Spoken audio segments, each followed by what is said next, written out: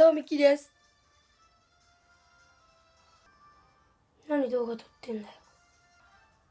いや、まあちょっとまあ何がまあだよ。調子乗んじゃねえよ。いや別に調子は乗ってないです。乗ってるじゃねえか。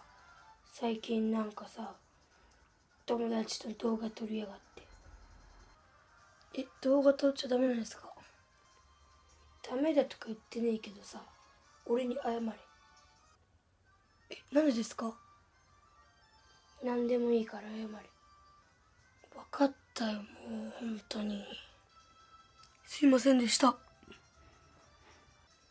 今度からは調子乗んだよ。はい、わかりました。ならいい。あばよ。うわっ！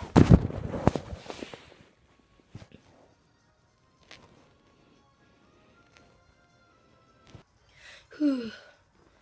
何だったんだ今のやつは。もしかして俺のご先祖か。まあ調子乗らないようにするか。はい、というわけで今のどうでしたか？ちょっと頑張ってやってみました。やり方はちょっとやり方はGoogle とかに載ってるんで、Google？ YouTube とか、実況師というかやってるんで、それを真似しました。ではチャンネル登録よろしく。バイバイ。